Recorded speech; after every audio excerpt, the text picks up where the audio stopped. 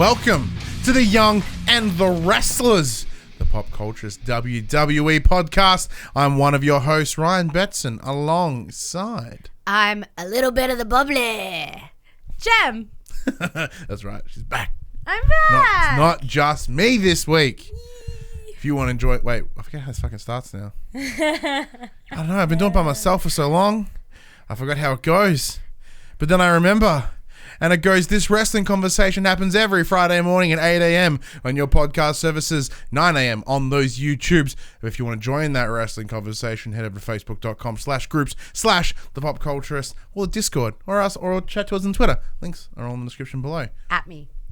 If you want to join that conversation as it happens, head over to patreon.com/thepopculturist.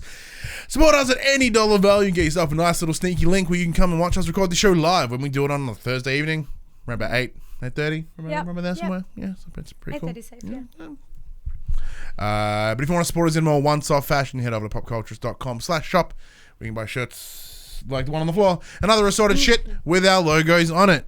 And we are also on a Twitch at twitch.tv/thepopculturist. And I should just mention, apologies for not doing a Clash of Champions 2K19 prediction stream. I just didn't. I was going to, then I did Dash Culture, and then I didn't. I forgot about it too, my bad. Yeah, it's all good. Should be like, where's the stream, Ryan? And I was like, oh, fuck off. And I was playing like Borderlands instead. As you do. Yeah, it was cool. Hey, man. Hi. How's your time back? This is what? I'm back. 2 weeks? 3. 3 weeks, fuck. It's been 3 weeks. I have been going insane without the podcast, but I've obviously been tuning in with you guys. Look, it was a hell of a 3 weeks. Obviously, not having a car makes it very difficult to get out here late at night. But I made it. The car is running again. I am running again. We are here. It is the perfect time to come back because we have Clash of Champions and our main shows. That's why you get twofer. Oh, yeah. So, yeah, no, it's been a hell of a time, but I am here. I am good. Everything is peachy. I'm ready to go. How about you? Yeah, I'm fine. Yeah. But she did, as Jem did say, she is correct. Clash of Champions did happen on the past weekend. So let's get into this, have a bit of a chat about what happened at the pay-per-view where every belt is on the line. But so nothing much really happens. That's Clash of Champions. Yeah. Yeah, it kind of feels like a throwaway. Yeah, what a fucking waste. Let's get into it.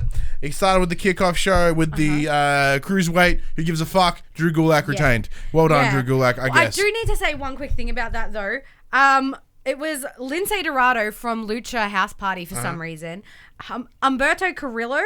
Okay, Carrillo. Humberto Carrillo. That guy has the most gorgeous fucking face on him. Ooh. Can I just put that out there? Like, he has some beautiful dimples. He is an attractive young man. Oh, hey, man. How you doing? But yeah, one thing I did notice about that match, is that was the ending pin was really piss poor, man.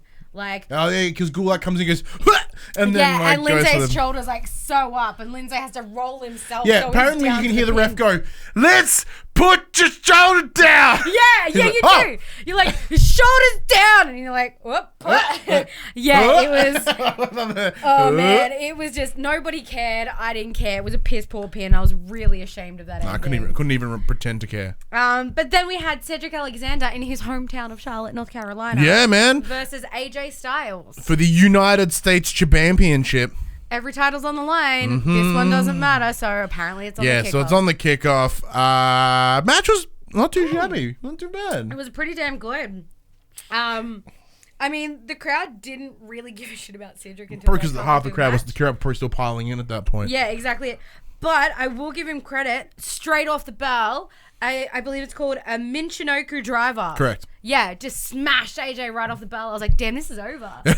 Unfortunately not. AJ Styles does retain with a forearm into a Styles clash. And then, as always, when he came out, he sent the OC backstage. Props to you, AJ. But of course, once he's done, he calls him back out in typical AJ fashion style. I'm going to beat you with my friends. Cool.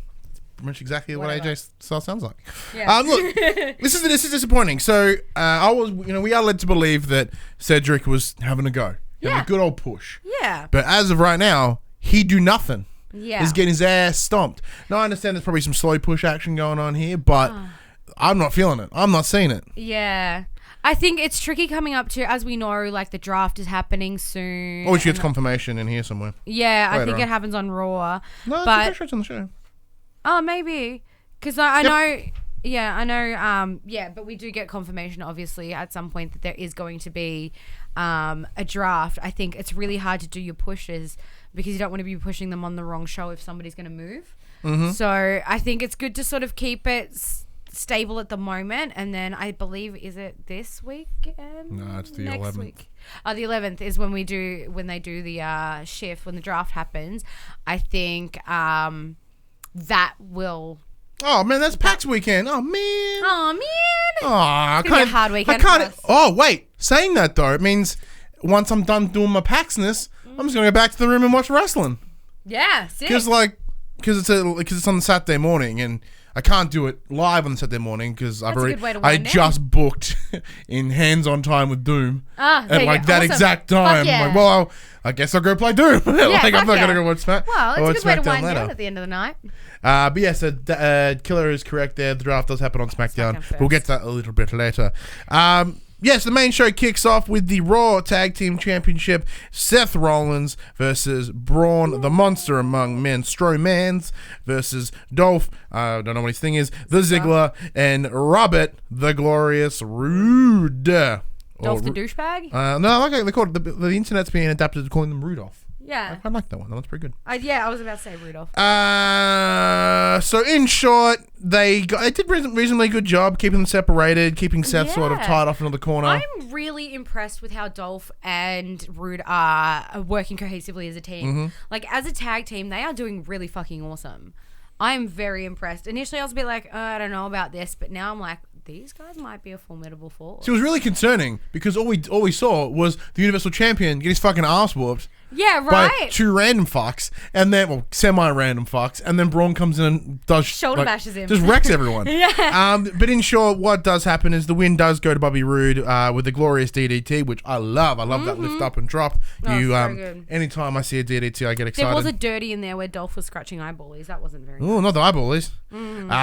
On Rollins after Braun accidentally hip and shoulders him into the rope. Yeah. He bounced his face off. Badoosh.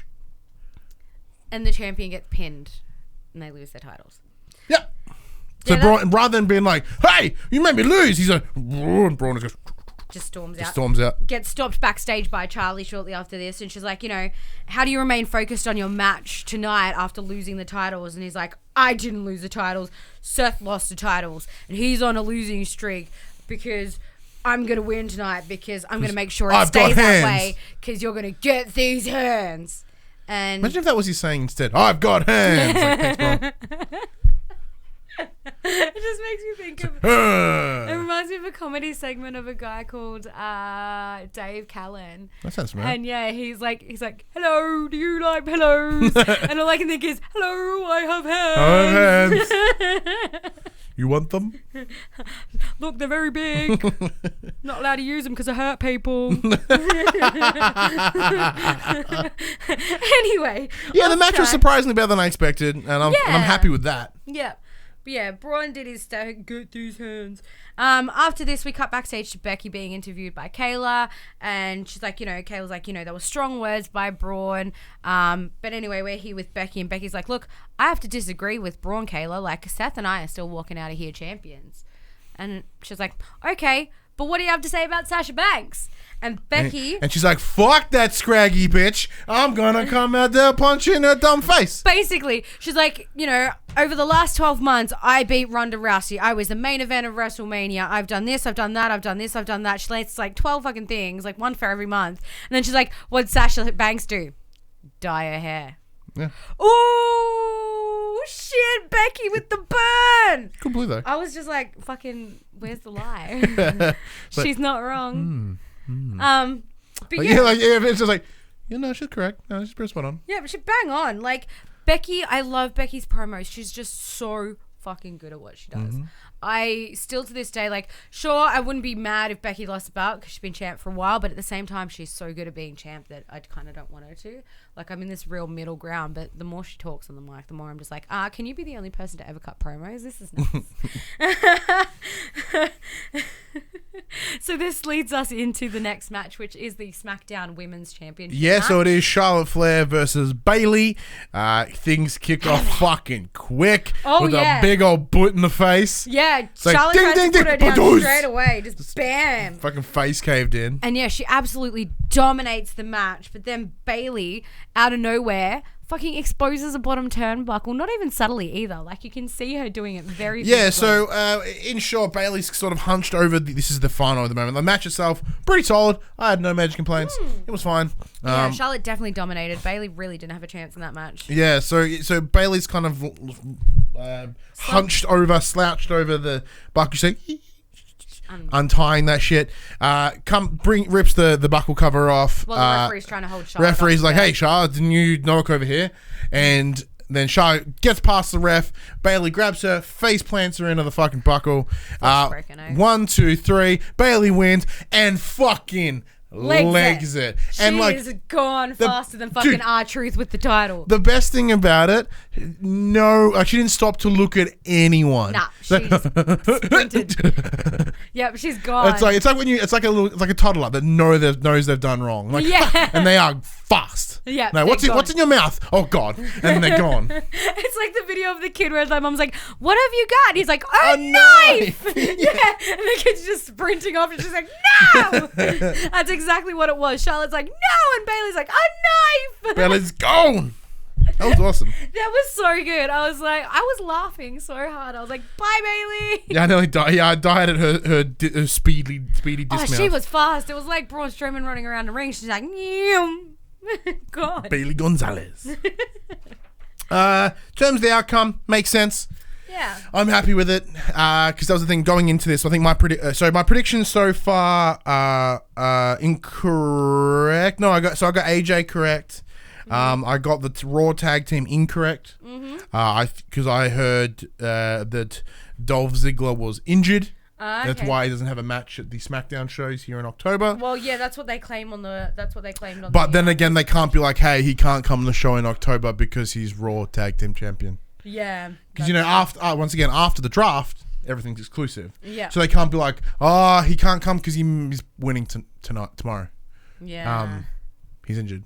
So yeah, I ate into the kayfabe, and as a result, fucked up a prediction. Love it. Big shame. But yeah, so with Charlotte versus Bayley. Hey, Craig. With Charlotte versus Bayley, I did get it correct as well because for me it was coming at the idea of they can't give Charlotte another win because that would put her as like the 10-time women's champion, which when the next person down is like 7th, so she's already at 2 ahead. Like, why extend that lead any further? I did like the hashtag she had going of like the Sean Spears like perfection. Who's got the 10? Charlotte had the Charlotte with the 10 in there. Ah, that's I was very like, cool. I see what she did there. Yeah, That's nice. gonna be a thing when it comes around. Oh yeah, big time. But I think it's good that it stayed on Bayley. Keeps that sort of that heel Bayley going, which I'm a big fan of right now. Yeah, definitely. Yeah.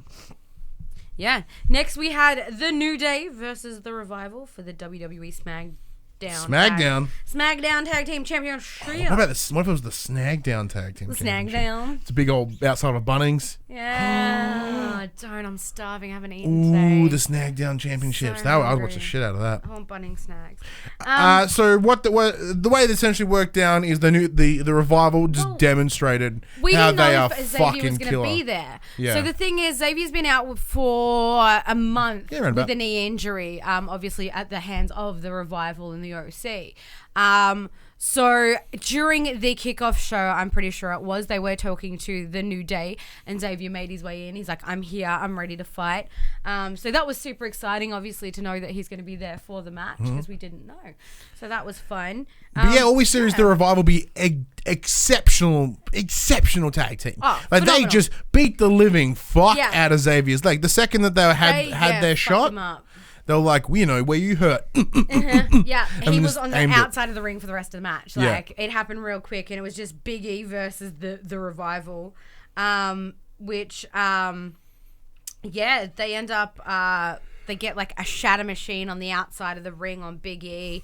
Then they get Xavier in, and he, instead of like just pinning him, because I'm pretty sure they got the... It's a win by submission. Yeah, it's a win by submission, but Dawson's about to go for a pin, and Wilder's like, no, go for the knee. So they frigging expose his injured knee, and then nasty, like I think it was like a figure four. Inverted figure four makes him tap, and I was just like, oh man, that poor bastard. It just really just laid down these guys' buttholes. Yeah, credit to the Revival, like they were vicious the entire match. They dominated. They earned those belts. Mm-hmm.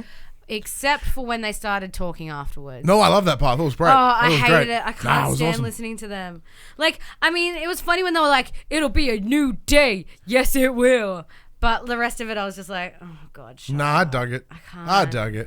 See, we should also mention this. These guys are the only team to have the NXT Tag Team Championships, the Raw Tag Team Champions, and the SmackDown Tag Team Champions. They've had them all. Go the Revival. All of them. Other than that, no one else has made that leap, which is impressive. Yeah. But yeah, look, I'm happy with this. Once again, I thought this was which is where it was going to go. I had ulterior motives for why I thought this was going to win. We'll get to those shortly. But this was the right pick. Yeah. 100%. All it's really doing to me is solidifying, because I remember, I think about 3 weeks ago, I did say that the Revival are on SmackDown now. Yeah. It's happening.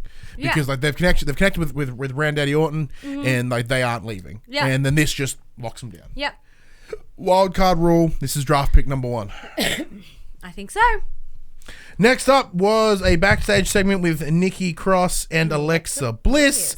Alexa Bliss looking fantastic. Yes, very Harley Quinn-esque, very gorgeous. Fantastic. As they're having a little bit of chat here, a boom mic comes out into the shot, zooms out, and you've got R-Truth and Carmella. R-Truth calls her something else. He calls her other Carmella. Yeah. Yeah. So she's like, why is there this boom mic in my mouth? And he's like, I'm sorry, other Carmella. You've got such a beautiful voice, and I want to make sure that everybody hears you. And she's like, Carmella's like, no, let's just go, Truth. Like, come on. And she's like, no. Thank you for saying I have a beautiful voice. And you're right, Truth, you are. She's like, and I want to demonstrate it right now. And she grabs a boom mic and she's like, R-Truth is on the set, everybody. R-Truth is on the set. If you want him, come get him. And they're like, he's like, you just sold us out. Like, runs off, and the Horde comes running, and then you see little Maverick down the back, like. Saying that though, that Horde is really shrunk down. It is a very. It's like 4 people now. It was like 17 people. Now it's like 4. Yeah, it's awesome. And then Drake's just like, thank you, and they're just like, it's okay, and he just trods on off. It was so good. It's so good. That was beautiful. I absolutely love that so much. Now that does bring us into the next match, which is the Women's Tag Team Championship with Alexa Bliss and Nikki Cross versus Fire and Desire. Sex and Violence. Mandy Rose and Sonya Deville. Yeah, it was fun. Yeah, it was fine. I think maybe, like, I can't remember off the top of my head. Last week, was it? Mandy Rose said some shit about Nikki Cross. Last week. So the whole bit of storyline coming into this was that Mandy was just tearing apart Nikki for her looks and how she looked. It was bullshit, man. There was that stuff that I thought Women's Revolution was leaving behind. Yeah. But that did play another role. Like Nikki was a big involvement in this match. She did in fact get the win with the draping neck breaker on Mandy. So there's a nice bit of. I call it the top rope neck breaker. What do I call it? Top rope neck breaker. Oh, okay, cool. She's got them up on the top rope. Yep. Don't forget that Nikki Cross did this beautiful mockery of Mandy Rose where she's gone, just like shaking and shit. And she's overdoing it, and I'm just like, oh, Nikki Cross, I love you. And then at one point as well, we do have R-Truth and the Horde come through the ring, and Alexa tries to get a roll up on him. It was great. She's just like, they're standing there like, what's going on? Alexa's like, fuck it, roll up. It was so good. See, I would have loved if they gave it to her. Oh, so would I. And then then they win the match as well. That would have been gold. That was so good though. Alexa's just like, fuck it. But on top of that, though, this is very clearly demonstrated what they thought of this match by having the 24/7 belt involved in it. They didn't really care. Got to entertain people somehow, because it really was kind of a throwaway match, just thrown together because they have to defend the championships at Clash of Champions. Next up was the Intercontinental Championship with The Miz versus Shinsuke Nakamura. Shinsuke Nakamura and Sami Zayn. Yeah, Sami Zayn yelling shit, and they cut his mic, which made me so happy. Thank God. I was just like, shut up, Sami Zayn. Ooh, there's no noise. Perfect. But before that even started, Sami came out sooking about how he sustained such a serious neck injury from The Undertaker last week, because woe is me and I'm Sami Zayn and it's all about me. Where? Like, shut up. Nobody cares. Like, take your fake little neck brace and sit the fuck down, Sami Zayn. Like, you're not doing anything. Don't you talking about his kayfabe neck brace? Nobody gives a shit about you or Shinsuke. You're not doing anything for Shinsuke. Like, just sit down and shut up and he'll be better. Like, you're distracting the man. Be quiet. So the win did go to Nakamura with the Kinshasa once again. Not the outcome that I personally expected.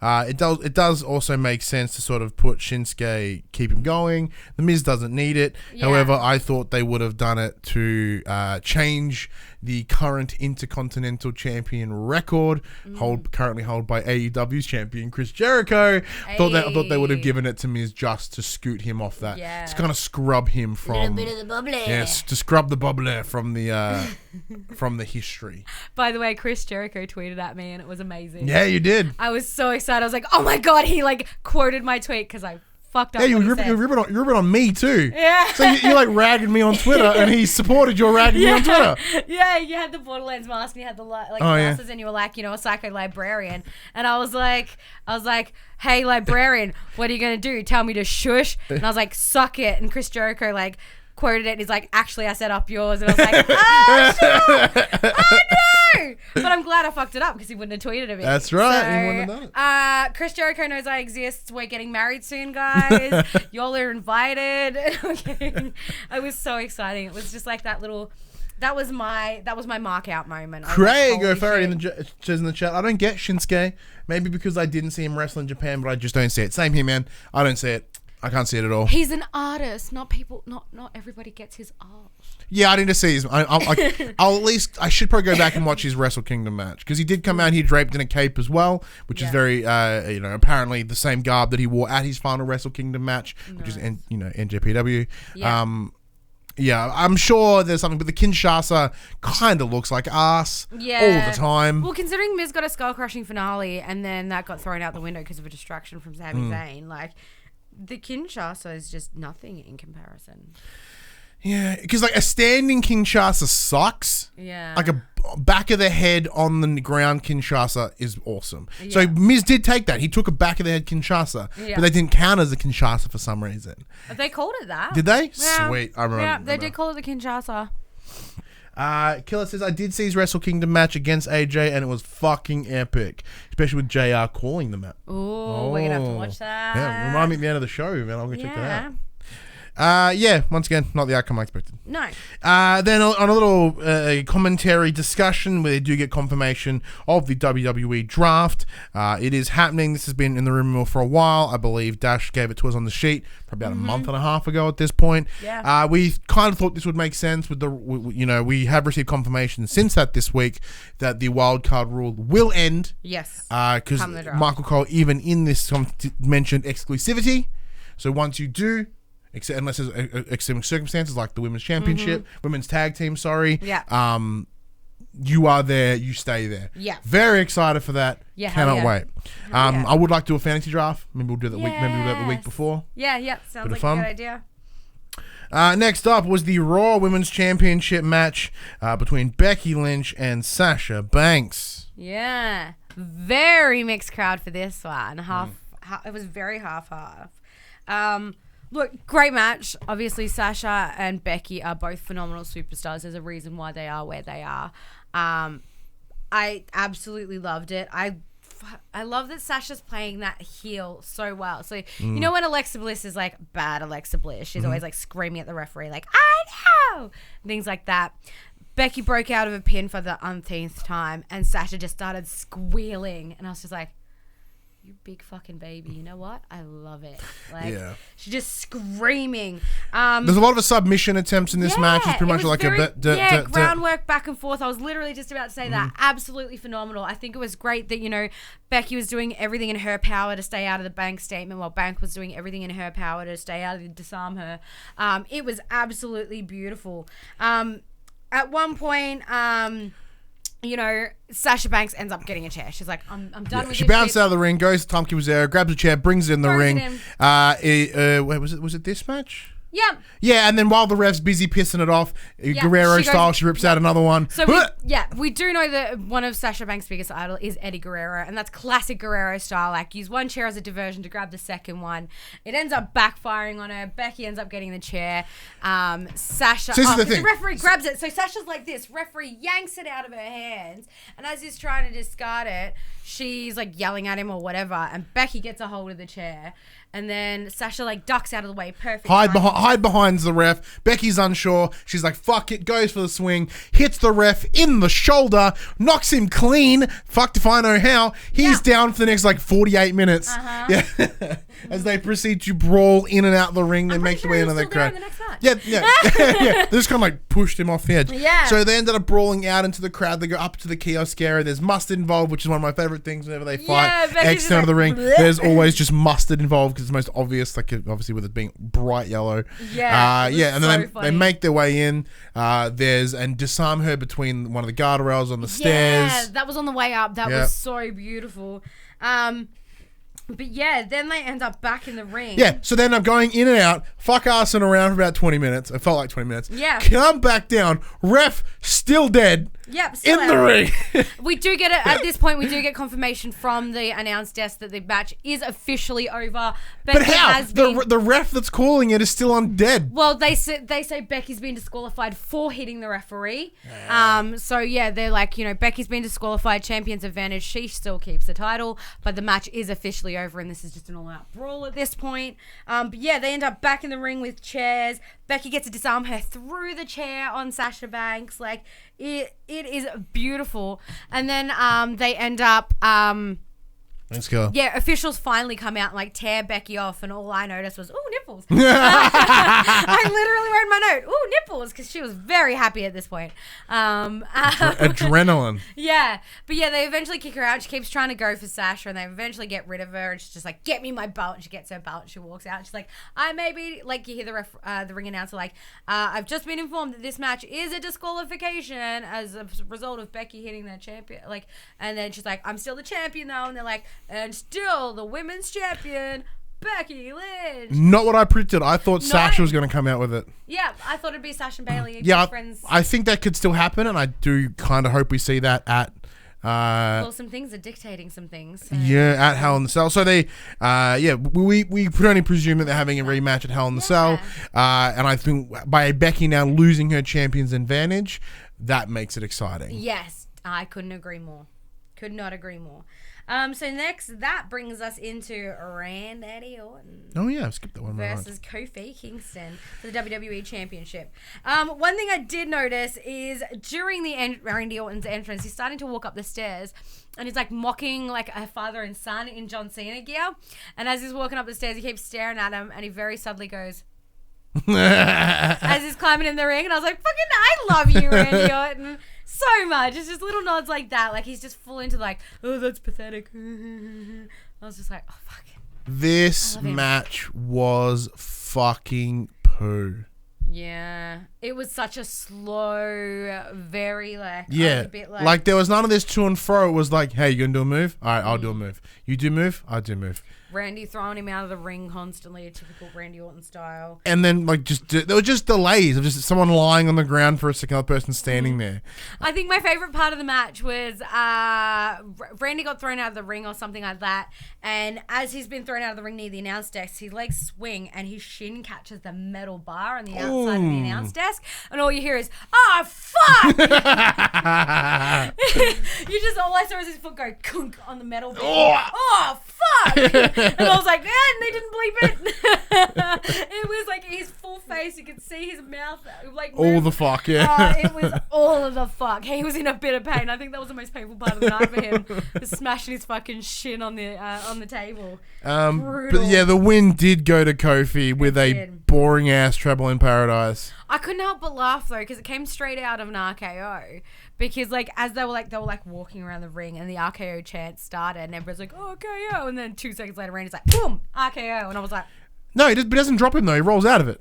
Because when every time that Randy does the whole like doosh on the two fist pump on the ground, everyone just fucking gets out of it. No, but it wasn't even that. Like it was before that. They were chanting RKO as they were just like trailing around the ring. There wasn't even any setup for it, and he just out of nowhere. And I was like, I was not expecting that. No. But that was pretty good. But yeah, Trouble in Paradise. Kofi did get the clean win. No, yeah, stupid. It was a slow down match. It was a bit. In the words of Randy Orton himself, stupid, stupid, stupid. Yeah, couldn't agree more. What a balls! There's no reason this match needed to be 20 minutes long. No, but yeah, it was definitely. The outcome here sucks. Randy should have got the belt. Randy should have come out as the winner because, as we come to learn in this week's episode of SmackDown, and it was kind of rumored anyway, Brock Lesnar has approached Kofi to take him on. Mm-hmm. Now, granted, I want to see fucking Brock Lesnar beat the crap out of Kofi. Imagine, first episode of Fox SmackDown, Brock Lesnar versus Randy Orton for the WWE Championship. Would have been amazing. That is how you sell tickets. That is how you get people to look at the show. Mm-hmm. And like, once again, if Kofi was to lose to Randy, he could still look killer because it's fucking Randy Orton. Exactly. Like, it's not as if he lost to Bo Dallas. Like, he lost against Randy Orton. Yeah, the apex predator. Because what's one of the things, like I talked about last week, is like, dude, you've had two moments in the sun. You've had when you kicked my ass 10 years ago and when you won the belt in WrestleMania. What have you done since then? I've won 2 Royal Rumbles. I've had the belt this amount of times. I had money in the bank. And he's done all these things. So to have Kofi lose to that is just being like, well, yeah. What's to do with Randy? He's dominant. Yeah. You had a run. Dominant force for many few years. And I definitely think, Kofi's had an amazing run, but I think that run is coming to an end and it shouldn't be Brock Lesnar. Yeah, that run is now boring. Yeah. Like, it's one of those things. Like, Brock versus Seth. Yeah, right, cool. I'm down for that. But Brock versus Kofi, why? Where? I don't care. Well, because it's the thing, like, even with the way they're selling the stomp, right? Like, okay, cool. The fact that, Brock took X amount of stomps, cool. I like it. But am I supposed to think that the Trouble in Paradise is supposed to wreck Brock Lesnar? No. He's just going to bowl Kofi over, like... Which I'm happy to see. To see. But I mean, like, the match that I'd want to see... Because even if Kofi gets bowled over by... Like, Kofi is such a strong person now. No matter who takes him out, like, he's always going to look strong. So it can be Brock Lesnar, but he may be strong, but he's boring now. Yeah, exactly. That hype has definitely died down. I think they need to take... Has there ever been Randy versus Brock? Hit him in the chat, let me know. I think so. Yeah, Dash jumps in and goes, they should have taken the belt from ages ago. It's now stale and no one wants to see Kofi chase it if he loses it. Definitely not. But that's also good in the respect that could set up for Ali going back on the chase. Mm-hmm. I feel like that'd be a good place because nobody wants to see Kofi. You can build that kid back up again. Yeah. But I also don't see Ali taking out Brock either. No. Balls back. That match was ball bag. But the next made up for it because we had the Street Profits watching on. They were having a chat, basically promoting the King of the Ring tournament, which the final was the following night on Monday Night Raw. And as they're talking about it, the King of the Ring, the only king, the one true king, King Booker, showed up. And being weird and regal, and he looked kind of crazy, and I was like, I don't remember Booker being like crazy. Like King Booker was like not crazy, but as he's like, as they're talking, he's like, yo, like Dawkins is like, yo, King Booker, like, can you do me a favor? Can you knight me? And he's like, did you just ask me that? The Black Knight. Yeah, because he's like, because then I roll up on the club, I'll be like, she'll be like, what's your name? I'll be like, girl, you may as well call me the Dark Knight, because I'm Sir Angelo Dawkins. And Booker's like, you did not just say that to me. You did not just ask that of me. And he just goes weird and crazy and disappears. And then he comes back and he shoves his arms around them. And it's like, now can you dig that? And they they don't even get there. They cut him off. I think it's sucker. Yeah, they cut him off. They're like, can you cut? And I was like, oh, I just wanted to hear if they could dig that sucker. But yeah, no, he's like, you guys are talking about like butts and this, that, and the other. He's like, you two need to get your head right, and then walks off. And then he's like, now can you dig that sucker? Great. Absolutely beautiful. I love King Booker. I miss the King Booker days. He was just so crazy, making people kiss his shoes and shit. And I was just like, it's King Booker, scepter and crown and cape and all. I was just like, beautiful. Next up was a match that I initially gave 0 fucks about. Roman Reigns versus Erick with a K, Rowan. Yeah, ERICK. I was like, what? Yeah. That, really? Yeah. Fucking. I made Reddit get mad. Remember that. Get over it. Get a real name. Get a real name, you fuck. Yeah. In a no DQ match. It was a no DQ. Oh, yeah. Which randomly, like, it's Clash of Champions, but neither of them are champions, but okay. Cool. So they got to wrap up this poop-ass storyline. Yeah. I'm pretty sure I didn't give a shit because all I could hear the entire time was, "We want Daniel."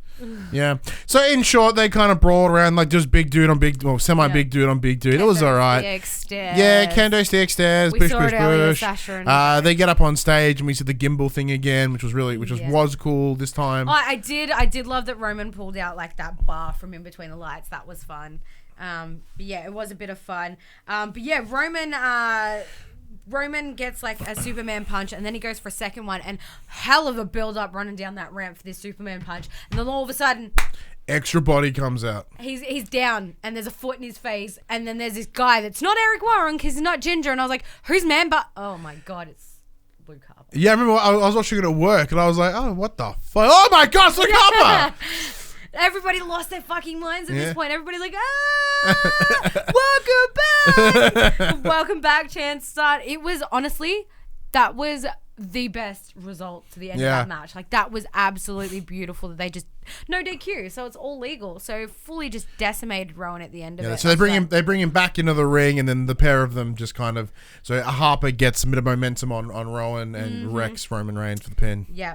Absolutely beautiful. I loved this. I was so excited to see Luke Harper back. I'm excited to see what they're going to do with Harper and Rowan. Bludgeon Brothers back. That's it. This time they're not wearing the Bludgeon Brothery crap. They're just both wearing dope ass metal shirts. Oh, that was awesome. I did love that he had an on a mask shirt on your Luke Harper. Yeah, Rowan wearing Cannibal Corpse. Yes. This t-shirt this week. Yes, he was. Very cool. Beautiful. Was he? Yeah, he was on SmackDown. Enslaved. Oh, that must have been the other night. Oh no, he wore it on SmackDown. He wore Cannibal Corpse. Oh, yeah. Yeah, like that part, like the ending made that match the better part. Yeah, Speaking of the ending making the match better, the Universal Championship main event, Seth Rollins, Braun Strowman. Yeah, so before this, Seth's getting interviewed by Charlie and he's like, I didn't lose the title, we lost the titles, but who cares about that because, at SummerSlam, I slayed the beast and tonight I'm going to add a monster to that list. So yeah, Braun versus Seth, Braun ripped him apart from the bell. Braun was very clearly pissed from losing the titles earlier in the night. I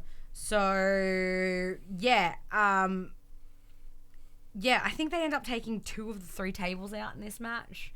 Because one's taken out in an earlier match.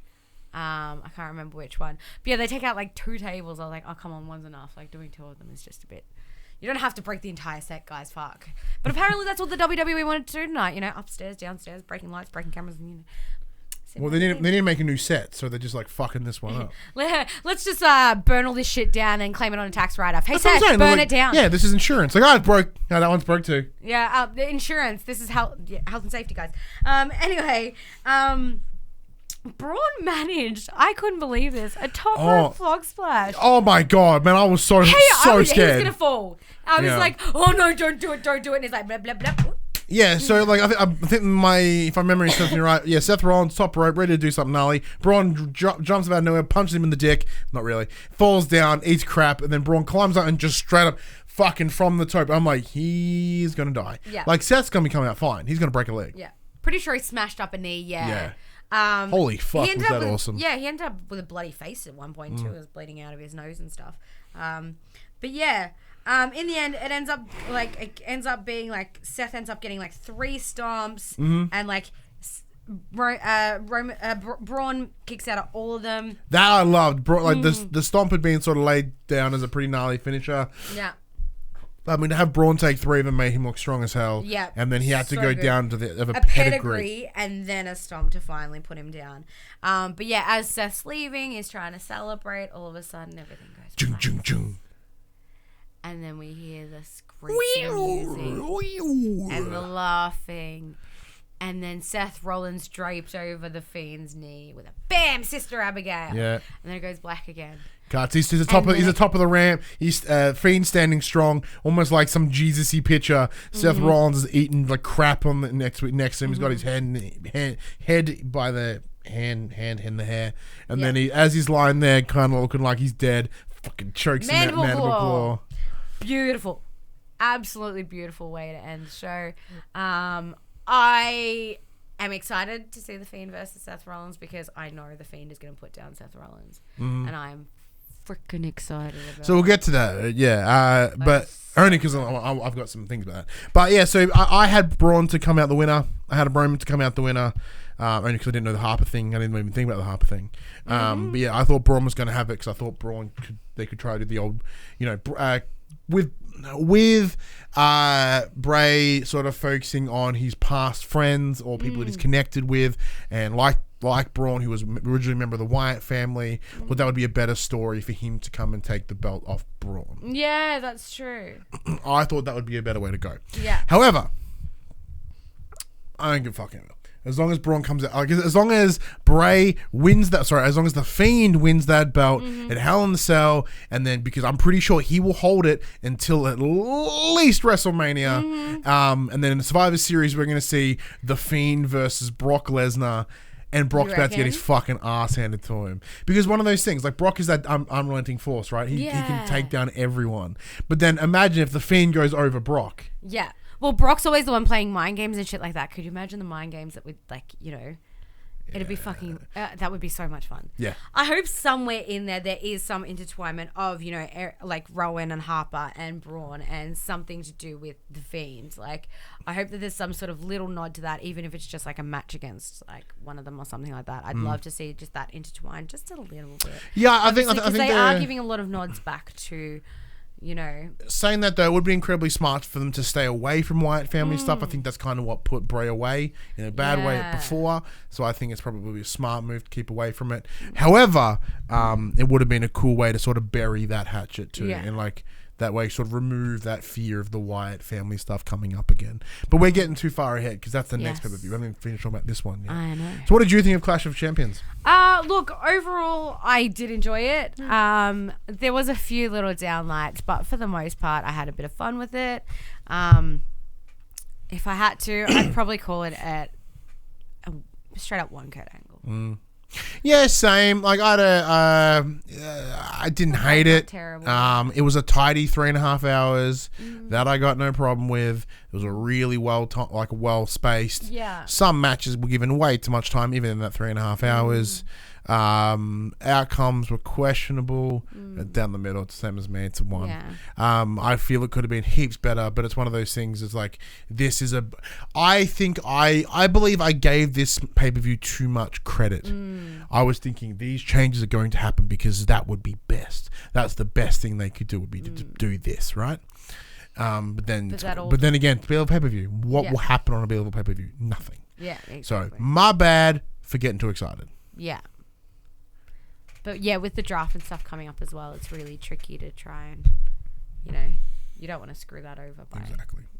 It's tough. Let us know what you thought of Clash of Champions 2019. Comments below, social medias, Facebook, Twitters. Come chat to us. Maybe you can get made fun of and then have Chris Jericho retweet that. Funsies. Y2 Jem. All right, well, we get ready for the next one. It's about Raw and SmackDown. A little bit of the bubbly. So this wrestling conversation happens every Friday morning at 8 a.m. on your podcast services, 9 a.m. on those YouTubes. If you want to join that wrestling conversation, head over to facebook.com/group/popcultures, Discord, Twitter. Links are in the description below. If you want to join the wrestling conversation as it happens, head to patreon.com/thepopculturist. We can get yourself a nice little sneaky link to come and join us and watch this show live. That's right. Today, you could watch 2 episodes right now. Could have. If you want to support us in more one-star fashion, head over to popcultures.com/shop. We can buy shirts and one over there. Other sort of shit with logos on it. I do believe the store is on sale at the moment. I think it's 35% off. Get yourself a nice Young and the Restless shirt for less. I don't know how much it's going to be. Sorry.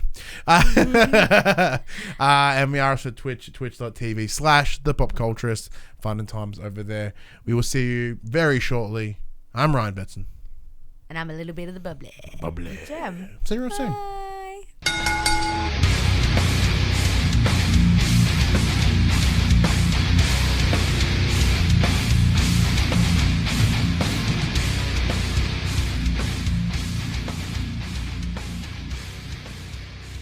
Young and the Restless, the Pop Culturist WWE podcast, is fan support over at Patreon at patreon.com/thepopculturist. And we'd like to thank our Patreon producers and our Patreon founders for their kindness, their support, and their generosity. Our Patreon founders: Alpha Ferret, Craig O'Flaherty, David Chataway, Jesse Stevenson, and Jacob Garner. And our Patreon producers: AJ Abatomi, Damian Holdies, Kyle Dunn, Lee Wintershoven, Nathan Massetti, Paul James, Pure Mongrel, and Sean Levitt.